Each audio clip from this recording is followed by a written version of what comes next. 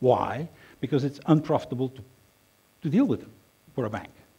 It costs the same amount of work to make a deal for 100,000 euros or 100 million euros. The amount of work is the same, but the profitability is 10 times bigger. So there's a structural issue there too. Why we can't really, it is not profitable to work with small and medium-sized businesses. We can solve that.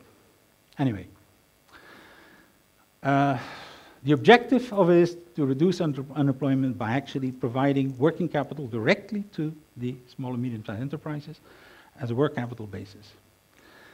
Now, the problem typically is the following. You're a small company. When you buy something, you're going to have to be paid either cash or in 30 days.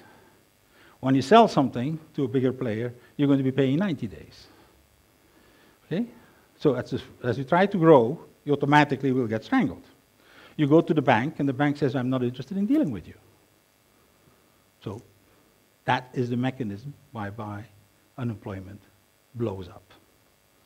So what can we do about it? This is not a theory, what I'm presenting. It is operational in 2 countries right now, in Uruguay and in Brazil. Okay? But we're introducing it in Europe now.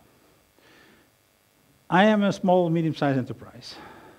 I have sold to you, say the government, and you're going to be paying to me supposedly in 90 days, okay? Fine. I can insure that invoice and pay my suppliers with the proceeds of it. Okay? That's it. It's very simple. Now, it is in fact a complementary currency. Okay? Because as long as you don't pay, I don't have the euros, but I can proceed with paying other things. What the other person can do, each recipient, let's assume that I sold you and you're one of my suppliers, I'm paying you with the proceeds of the insured invoice. You have 2 choices. You want dollars or you want euros? Fine, no problems. We have an agreement in our network with a bank. And you then can actually require dollars or euros, for example, to pay for your taxes, okay? Or your employees.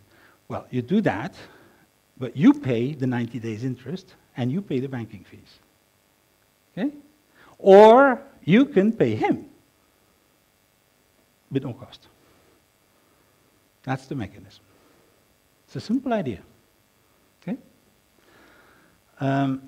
This is operational in Uruguay and Brazil, and Uruguay is now legally, and I'm emphasizing that, the government of Uruguay accepts the payments of that currency in payment for all taxes and fees, at par with conventional bank debt money. That is the solution to unemployment. We create a number of units of that on a regional level, decentralized, having standardized IT technology. The thing is open source. It's available. It works. Okay? And make them interconnect. So this is the scheme of it. Okay? You see the